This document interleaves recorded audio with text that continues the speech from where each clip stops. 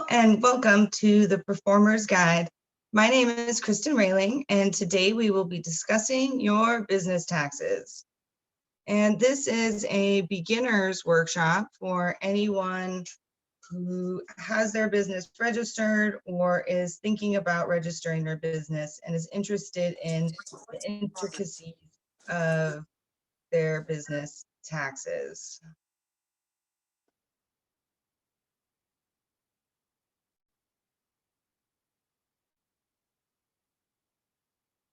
It's duck season, it's rabbit season, it's duck season, it's rabbit season. It's tax season! Dun, dun, dun, dun. And this means it's time to prepare all of the paperwork. And I don't know about you, but this is what usually most people feel like when they even start talking about taxes. And I don't know if you know this, but it actually takes 12 and a half hours for the average person to file their taxes from start to finish. And this webinar is intended to hopefully dwindle down that time for you so it doesn't take as long and that you're able to get to the paperwork that you need and get to the get it to the proper channel as soon as possible.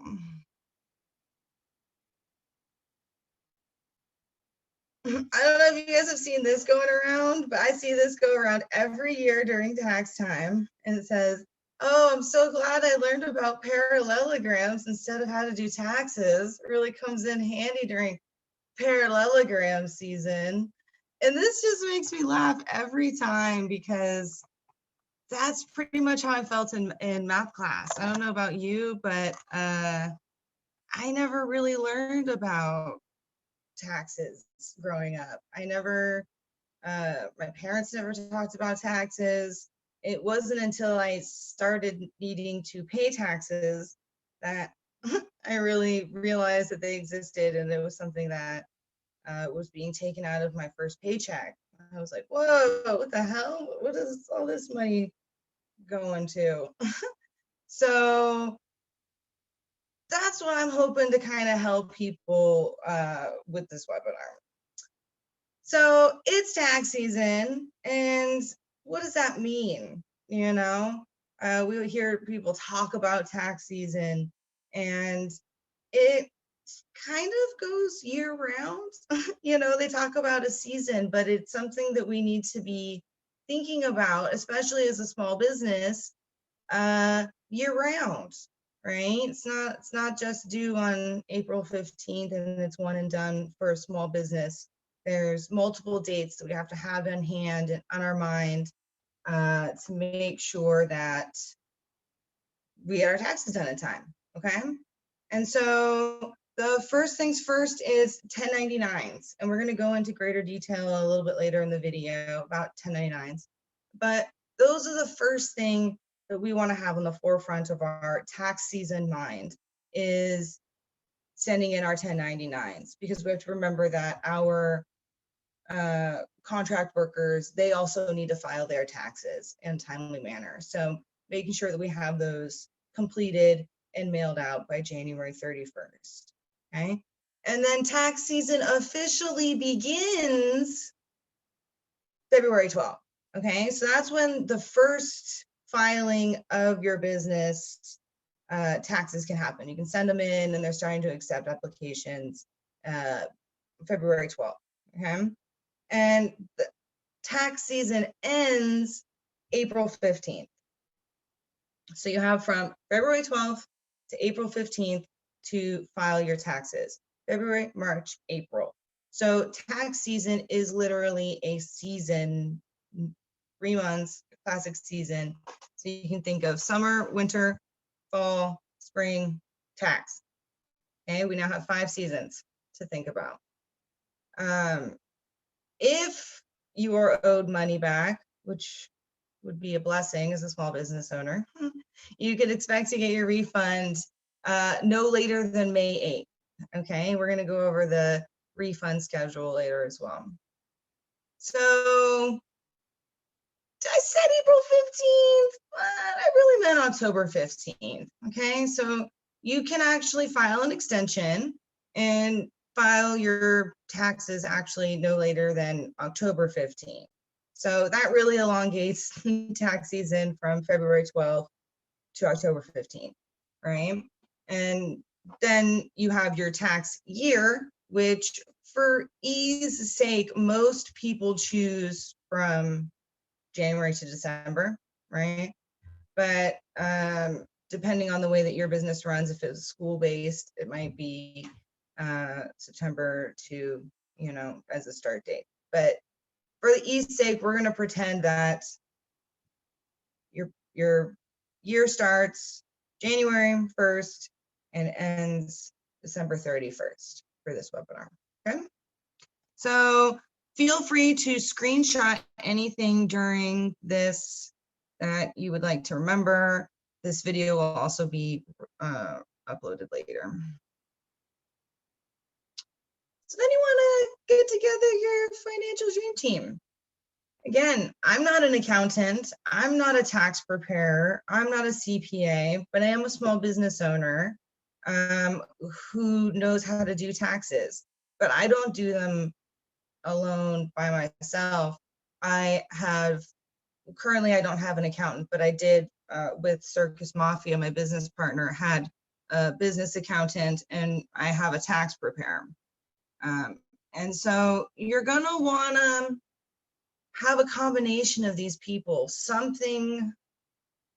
one of them, two of them, on your side, helping you check numbers, helping you to file it correctly, and most importantly, be on your side in case something gets filed incorrectly. They'll be able to help you handle audits.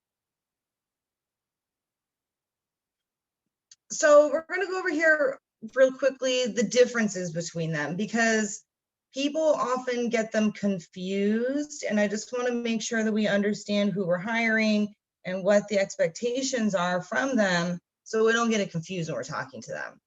Okay, so the tax preparer is the person who is basically just filing the papers for you. You send them the information and they help you file the paperwork. They have to obtain a tax preparer identification number, which is similar to a business tax identification number. It's just a different license, right? It's issued by the IRS. You can think of things like H&R Block or TurboTax. Those are classic tax preparers, right? Those aren't accountants and they're not CPAs. They are people to help you prepare your taxes. You don't want to go into a tax preparer with a box of receipts like I did the first year of my small business. Like, all right, you're going to help me organize all this nonsense, right? And they were like, oh no, you want an accountant for that, actually. And I was like, oh shit, what's an accountant? I thought you guys were an accountant. And so an accountant is a different person who has usually gone to accounting school for interpreting financial records. And so they're going to easily be able to look at your income expense reports and go, yeah, you didn't do this right. These numbers don't add up. And they can almost look at it immediately and go, you did this wrong. And so I recommend getting an accountant on hand for your business and having someone who has an intricate understanding of your niche and is someone who cares about you and you care about them, because they're going to be all up in your business. It's basically like, as into your business as someone is going to get.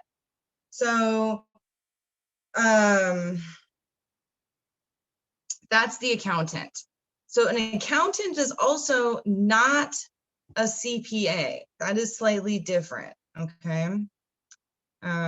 Oh, the last thing I did want to say about accountants is what a lot of people want to do to their accountant is again, kind of just drop the files off and be like, all right, here you go. You deal with that problem. But the healthiest relationship you can have with your accountant is to have a good understanding of what your numbers are, and you're just going to them for second guesses and advice and, you know, a little bit of help. But I see a lot of people trying to just dump in and be like, whoo, I got an accountant, I don't ever have to look at my numbers again. And then that's how you get accountants that like siphon and embezzle money from, you know, really rich performers, right? And so you want to have a good understanding of the money that you're making, where it's going, how it's being spent, what's going on. You don't want to totally rely on your accountant. So then you have the CPA. The CPA is an accountant who went to accounting school, who has a different licensing required to file your taxes. And so the thing that you can remember is all CPAs are accountants, but not all accountants are CPAs. Okay. So CPA is like the end all be all, holy grail of the person that can help you with your taxes, but they're also going to cost the most money, right? But they're worth it. Okay, and so the four main differences between the CPA and the accountant is licensing, their fiduciary responsibility, taxes and regulations, state requirements for code of ethics. So they have a much stricter code of ethics than just a regular accountant would.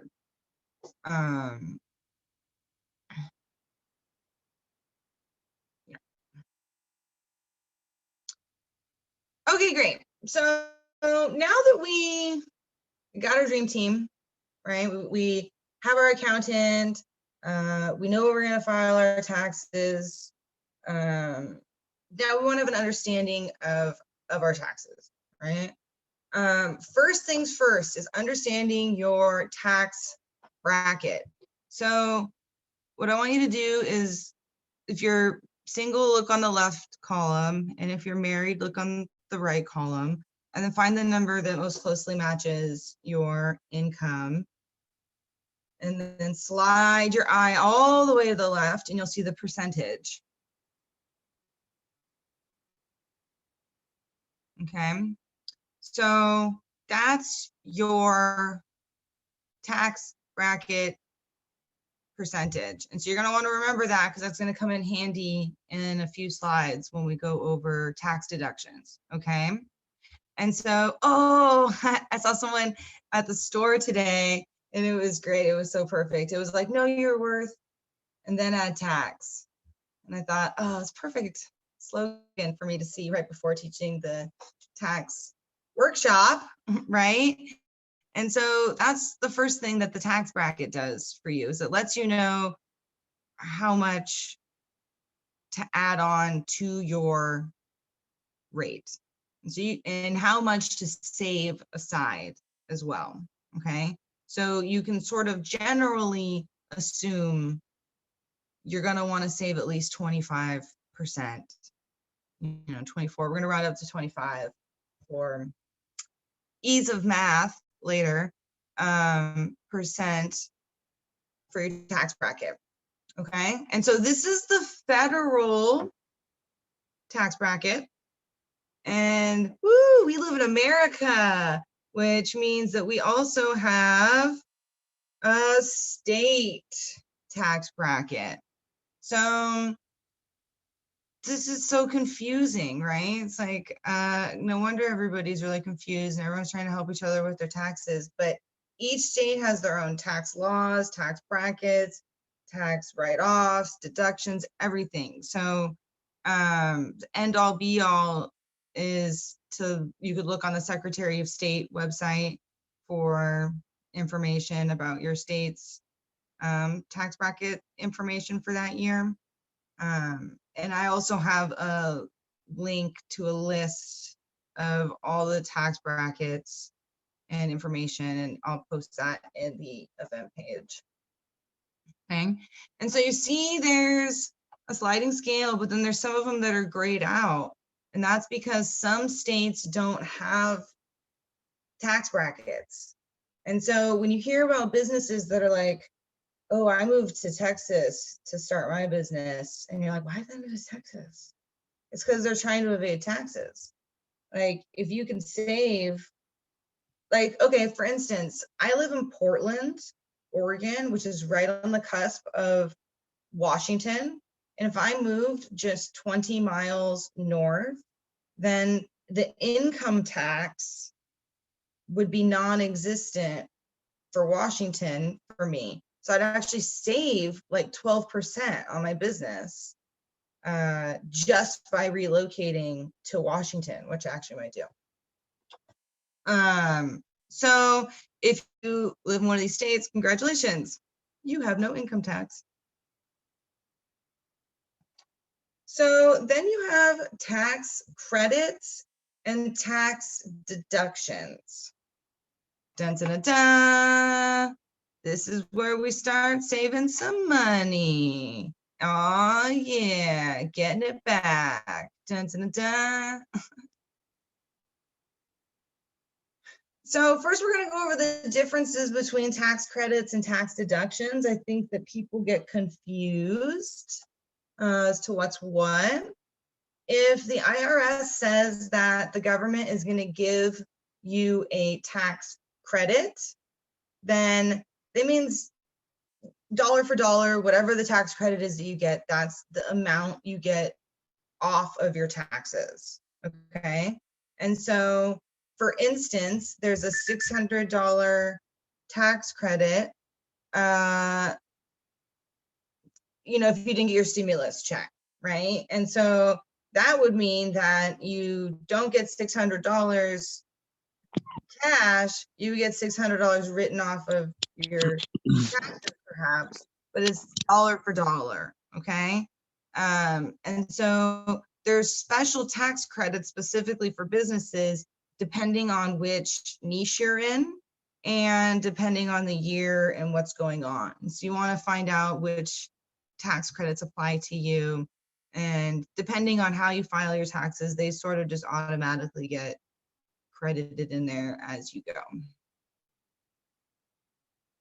But sometimes they don't, and you want to pay attention. So tax deductions are not dollar for dollar. And so I see this a lot, and we're going to go over this a little bit deeper, of the classic two friends out to dinner and one person's like, I'll pay for dinner on my card. It's a tax write-off, right? It's a tax deduction. And so in their mind, they think, a lot of people, when I talk to them, that they just get that money refunded back to them as a tax deduction if it falls under the tax deduction category. And that's not how tax deductions work. So we're going to go over a little bit more deeply on that. And no deduction can be fully written off. So there's just not, and we're going to keep stressing this, not dollar for dollar, nothing can be fully written off. So we're going to go over here. So remember your tax bracket? Got that in your mind? Well, so we'll just say it was the 25% tax bracket because that's the easiest math for us to do on that bar. Okay. So if you went out for a standard deduction and you bought something that is just like a standard deduction, you get whatever your tax bracket is times that amount. That's what you get written off of your taxes. Okay. So if it's $100 and you're in the 25% tax bracket, 100 times 25% is $25. Does that make sense? So break it down more, back to our two buddies out on a business meal. Business meals are only 50% of the deduction. Okay, so if you have a $100 deduction, it's 50% of that, then times the marginal tax bracket. So if I went out to dinner for $100 times 50% times my tax bracket, that's a $12.50 savings. So unless that person is reimbursing you, like if you're two friends and they're gonna pay you back for a meal, it makes sense to be like, oh no, I can put this on my business card and then I can get some savings here. But it does not make sense for you to just like frivolously take people out to dinner on a tax deduction mindset of, oh, just be a write-off, which was my mindset the first time I got a business card. I was like, the business is writing this off, you know. It was just like a rude awakening when I first did my taxes. So one of the biggest questions that gets asked a lot to me is, what are standard deductions for small businesses? And when you start to do your taxes, they will prompt you, and it'll have a bunch of lines, and it'll tell you if there's new ones that have changed since the last time I've looked, you know. But you in general want to keep track of these expenses throughout the year. Wages and salaries paid to a W-2 employee, 1099 contract labor fees, your automotive repairs, gas mileage, which are different because they're calculated differently, travel and lodging. As performers, you know, we're basically always on the go. Rent, specifically if you are a sole proprietor, or if you have an office separate of your house, and you could do that for a business partnership or an above. Utilities, same thing. Office supplies, business meals. Uh-oh, I skipped an S. Don't look there. Don't look at my typo. Insurance, repairs, unlike anything, costume repairs, anything. Commissions. So if someone hires your business, if someone refers your business and then you give them like a 10% commission, that's a tax write-off. Any kind of weird bank fees or fees, so many fees rack up. You got to keep track of those. Advertising and marketing, rental fees, which are different, and professional development. So if you go to school, paying for books, any of that. Website and software for website or any software, really. So if you're using any kind of digital editing software or anything, that's all a write-off. So if you look at this, pretty much everything you do is a write-off. And if you do your taxes well enough, almost literally everything you do can be your write-off. My makeup, costumes, you know, clothes, hula hoops, right? Like all these things are a write-off.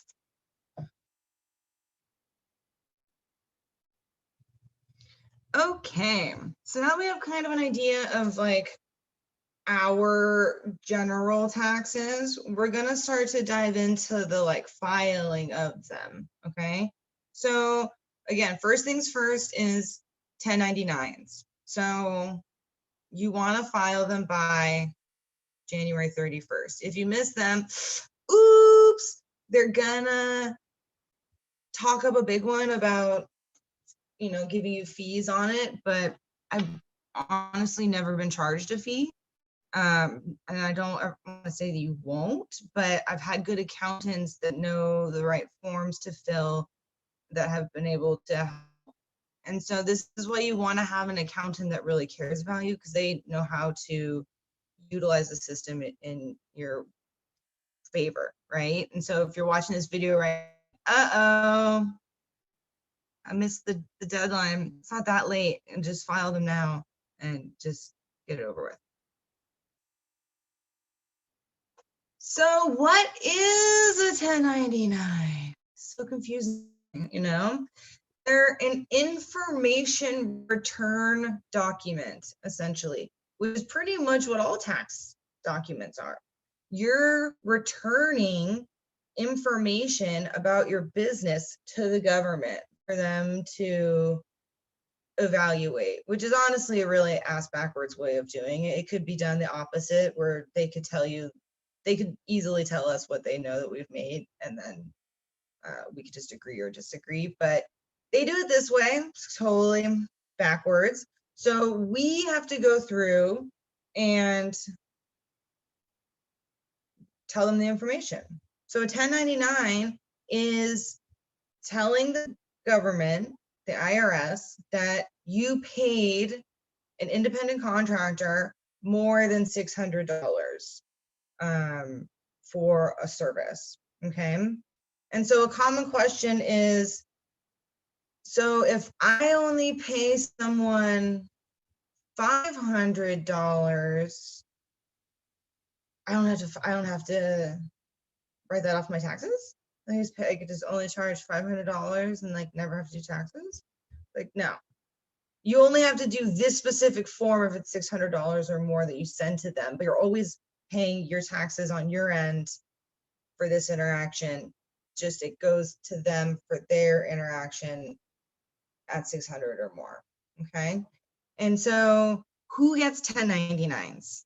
1099s go to vendors, service providers, freelancers, independent contractors, self-employed, anybody, people, and non-incorporated businesses, okay? So a lot of us fall into the 1099 categories, and a lot of us have received 1099s, right? But what happens before we receive the 1099, right? It's like, how did that happen? How did I get this? The 1099 fairy just drops it off at our doorstep. So there's 5 steps essentially to filing your 1099s, okay? First steps first is collecting W-9s. And so if you're hiring an employee, okay, so if you've been hired for anything, you've probably been a W-2 worker, right? And when you do your taxes as an independent contractor, you're considered a W-9 worker. But you fill out the 1099 is the information return form that is discussing this W-9 sectioned worker, okay? And so it's your duty to get this document from your contractor. And it's also their duty to return it to you. So it's in your best interest to just always have everybody all the time fill out a W-9, even if it's a $200 contract or it's less than $500, because you might hire them again later in the year, and then boom, you're over the limit, and then you got to go backtrack, be like, oh, excuse me, can I get that information, please? And it just makes you look really unprofessional at the end of the year to be like, oh shit, I have 15 1099s or W-9s I gotta go scrounge up. And second week in February, shit. You know, and so it's like, it happens to a lot of first year businesses. They're like, oh, I didn't even realize I needed to get these forms. So you can pretty much just download, you can type in blank W-9 form, download template, PDF, something like that, into Google, and just have those on hand. You can either email them or print them and have them fill it out. So that's step 1, is having all of those on hand. So let's say that you don't have the forms, you can still get the information and just type it into a spreadsheet. If you don't get audited, you're fine. But like if you get audited, they could potentially be like, wait, where are all the W-9s? You know, you don't have any and you like claimed all this. It can get a little sketchy. But in theory, nobody is looking at your the W-9s. Those are just for you to have on record, just in case somebody needs to look at them. All you send into your taxes is a spreadsheet of the information, the 1099s, okay? And fun fact, if you sent contractor a 1099 or a W-9, excuse me, in a timely fashion, and then they never returned it, you're legally allowed to withhold 28% of their pay. So let's say that you hired a performer, you gave them their W-9 and their performer packet, then you're paying like $1,000 and they didn't, then you can just pay them $820 and say, okay, when I get the rest of you'll get the rest of the payment when I get the W-9. It's a little mafia style tactic that I've never had to use, but I just thought that was interesting. So now you've got your stack of W-9s and you've been a really good business owner. You collected them all year and you didn't have to backpedal to your performers. And so now what?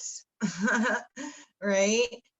So now you can just go to your tax preparer if you have one on hand. And you could just be like, here you go, and you'll give it to them and then they'll file it and then they'll charge you money, $150 or $200 or something. Or you could just do it yourself. And you can just get the form I have all the information right here. You can call 1-800-TAX-FORM. You can go to the IRS. If you just go to the IRS website, they make it very simple. They want you to pay your taxes, so file your taxes, and you can just pop on over there. They'll have the forms, and you can really just do it yourself. But the first couple years, it is, for peace of mind, nice to just go have someone at H&R Block do it, you know? So then you have the forms. You went to the office supply store or you downloaded it and you have it. And so now what do they need from you? They need your business EIN number, your social security number, and your business name, or sorry, the contractor's name, their social security number, how much you paid them, how much was withheld, and that's specifically for people who have insurance or other kinds of retirement stuff in place with their businesses. Most businesses that I deal with aren't withholding pay from their performers. And so that's pretty much all you need. I like to have the performer's address and phone number as well. Like if I'm backpedaling and I'm just like, ooh, oh, you do need their address, but I like to have their phone number just in case. But the IRS doesn't need all that because they'll get it from the social security number. But you definitely want to make sure you have their address so that you can mail them the 1099, their little form that they need to send in. Okay. And so you're going to fill out one for each person. And so if you're going to a tax preparer, they bundle the payment. And so like if you were paying 10 contractors, let's say, it's the same rate versus if you're doing 5 or 4 or 6, it's all just bundled, same price. And then a jump when you get to the next bundle amount. So sometimes you can, if you have currently hired 10 people, it could cost you an additional $150 or $200 to hire a new person versus somebody within your pool already. And so just something to think about with expansion. but then once you get over one person, then the teetering point of profit doesn't matter. But so you filled it out. Let's say you had 10 employees, okay? You'll have 10, let's say you have 20, because then it's confusing, 10, because 1099s. So let's say you have 20 employees, and you'll have 20 1099s. It means you're going to be mailing out 20 different forms, one to each person to their address, and then all of them together, the second copy goes to the IRS, okay? And so basically the IRS gets your end of it, and then you mail out theirs, and then they mail in their part, and then they get like recollected back together again at the IRS. So just to make sure that the other I don't know, the whole system to me is just like, wait, I got all the information from you, and then I just return it back, and then they return it back. It seems silly, but that's what it is. So then we send them in, and you're supposed to do it before February 1st, and they can penalize you with fines. But if you're prompt in backfiling or contacting them, they can usually waive it, unless you're like just really bad and always do it all the time. And they're like, you again. So then you need to, so again, part one is submitting it to them. Part two is you submit yours to the IRS, and you can do it in the mail or online. I guess I've always done snail mail, but last year I did online, but the last like 10 years I did snail mail. It's so much easier online now, honestly. All right, so that was just to do your 1099s. And I knew a business owner who thought that was the end of business taxes. They were like, all done. And then they did that for 4 years. And they were like, all done. And then they were 4 years behind in their actual personal taxes because they never filed them. And then they just only send out 1099s. So we're going to learn how to file our own taxes as a business owner after we've sent the 1099s, okay? And so, again, tax season starts the 15th, so you have 2 weeks to get the rest of your 1099s and your tax forms. I've never had all of my stuff come in by February 15th in mail. Most people are a little bit behind, and I tend to kind of get stuff through. And so I tend to do my taxes in the beginning of March. So I make sure everything that's supposed to come in comes in. And I've already done my taxes on my end. They're already like formulated. I just don't file them yet, just in case I have a form that comes in. But if you start to do them sooner, then you can be on top of poking people and be like, hey, you were supposed to send me a 1099. And they're like, oh, I was? Oh, shit. And so I was that person a lot for when I was working with people. It's like, hey, you ever give me mine? Like, oh, how much did I pay you? Like, not even paying attention, and knowing what's going on. So you don't want to be that business owner. You want to start doing them early, file not too quickly, because then you don't want to do them wrong, okay?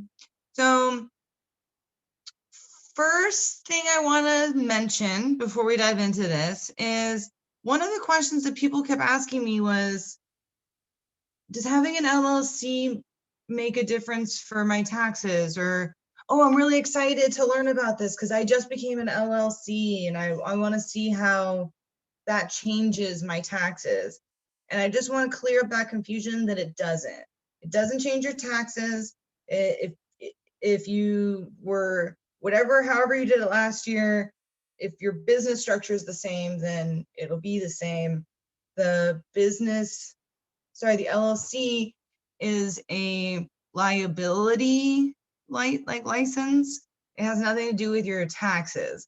The way that businesses are taxed is based on the number of employees. So if you have one employee, you're a sole proprietorship, and that's what we're going to go over first. If you have two, sorry, not one employee, one business owner, you're a sole proprietorship. If you have two business owners, then you are a business partnership. And then if you have three or above, then that's a different, it's considered a corporation if you incorporate, and it has a different form, but it's based on the number, okay? And so I can be a sole proprietorship LLC, I can be a business partnership LLC, and I can be a corporation LLC, but it doesn't matter for taxes, it doesn't change anything versus if I was just a regular without the umbrella, okay?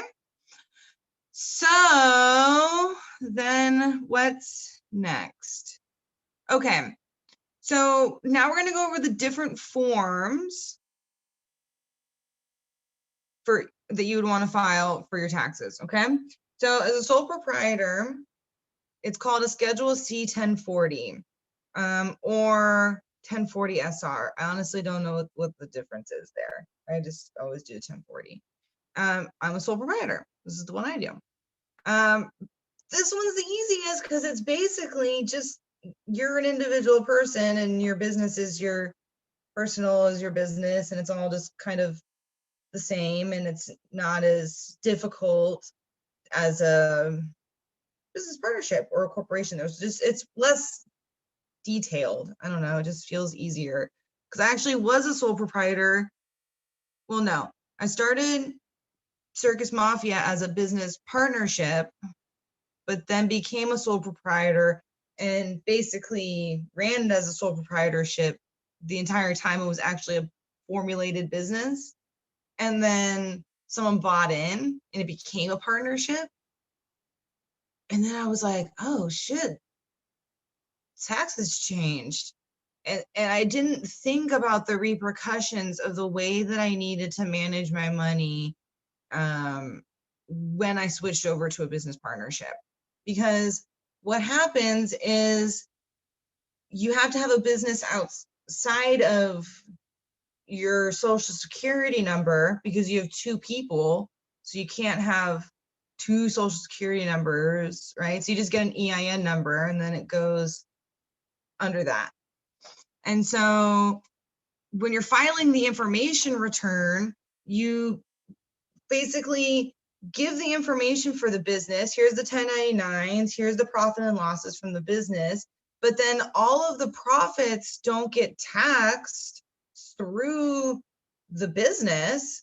They get split based on your business partnership agreement, or also just looking at, you guys might make a different type of decision, but if it usually just falls back onto whatever percentage you have. So if you're in a 50-50 partnership, then the profits get split 50-50 to each partner, and then you would do a draw out of your business, and then you would be taxed on that.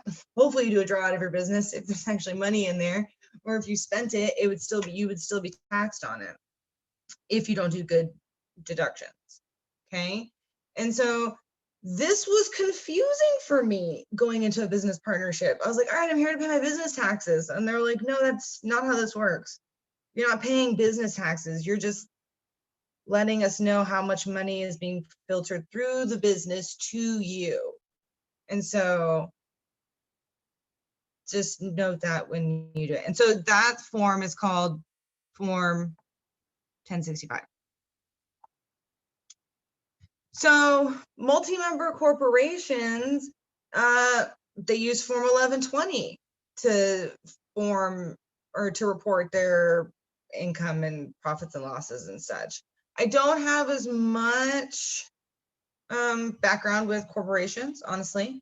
I've worked with nonprofit organizations, and I've worked with business partnerships and sole proprietors, but not necessarily just multi-member like C corps, you know. But if you are one, I'll still help you. I want to learn. All right. So now we're going to jump into the return. When you're going to get your money back, right? Oh, and I did forget to mention, you can find all those forms in the IRS website. They're just like right there. It says, you know, I found them within seconds of building this webinar. So if you are one of the lucky small business owners that gets money back, here's what you can expect to get it, okay? And so I think people are also constantly chomping at the bit. When are we going to get a return? When are we going to get a return? As if it was this ethereal thing. But it's not. You get it pretty much like 3 weeks after you file. And they process it, and then you get it. Okay? So 2 to 3 weeks is usually when you get it. Sometimes it can be delayed, but sometimes not. Ew. I almost didn't even put this part in there because I hate it so much. I was like, paying your taxes. I don't want to. I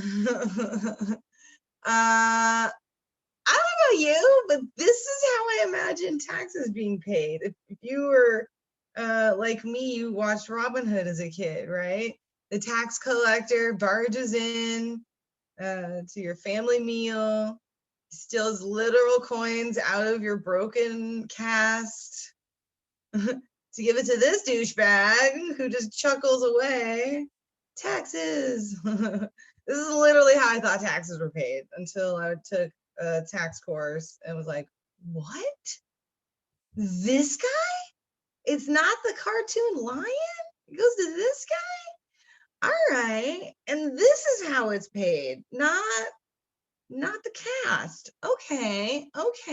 Interesting. So, you know, we're not 1960s cartoon characters. So this is actually how we pay taxes nowadays. I didn't know that. So I just thought I would help you guys out and let you know how easy it is to pay your taxes. You literally just, all I literally did was, how do I pay my taxes? And the IRS was like, here you go. Here's a banking portal. And you can just type it in right here. And so you can go in and just see how much you owe, you know? And you can make payments. You can make payment plans. They just don't want you to completely ignore them, you know?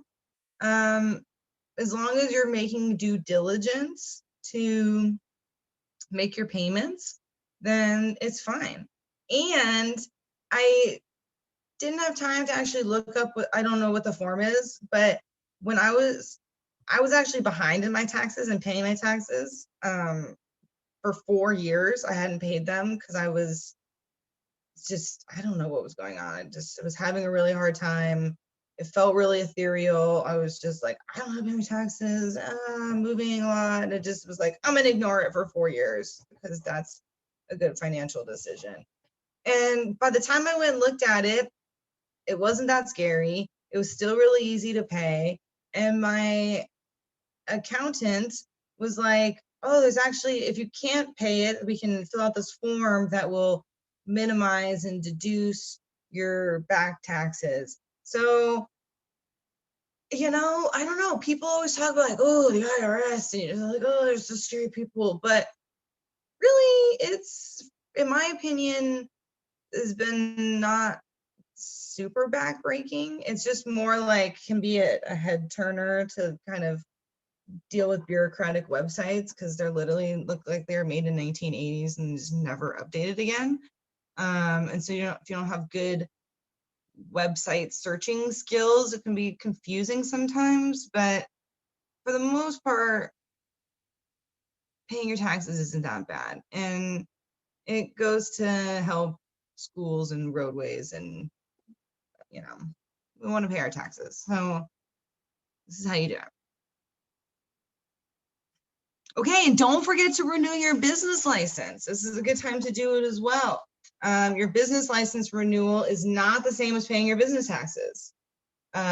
You want to renew your business license, and it gets renewed whenever you said your business started, when you filed your paperwork.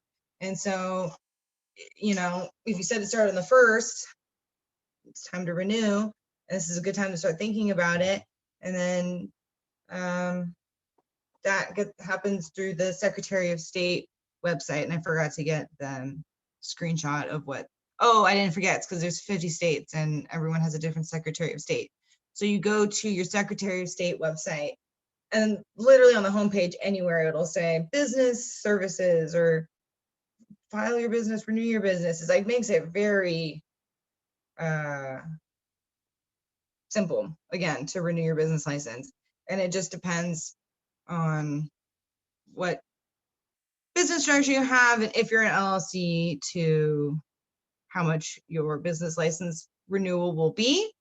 But this one's pretty important, because if you don't do it, then your business license will lapse, and then somebody could turn you into the Better Business Bureau for operating without a business license. And then you could get a letter from the BBB going, hey, don't do that. And then you'd have to renew, because that's what happened to me once. I had someone who was like kind of a hater and noticed that my business license had lapsed, and they literally reported me. And I was just like, hey, you were kind of a dick, but that was really helpful because I didn't know my business license needed to be renewed. So thanks. So yeah, just do that and make sure you also renew your business license. Thank you so much for joining me on this webinar. Again, my name is Krystin Railing, and this is the Performer's Guide. If you gained value from this webinar, I would highly appreciate any sort of generous tip. You could send it to the Performer's Guide at gmail.com through my PayPal, or I will be uploading this webinar to my Patreon account. It'll be available for free for anyone that catches it when I post, but it'll be there forever in my Patreon, as well as other webinars, documents, articles, and it's just a $5 a month support, and it's a $51 a year for the year membership. And your generous donations help keep this program afloat and ensure that I'm able to provide high quality educational content for performers and small businesses. So thank you so much for jumping on this journey with me into our business taxes. I hope it was informative and helpful, and I hope it demystified some of tax season for you. Thank you.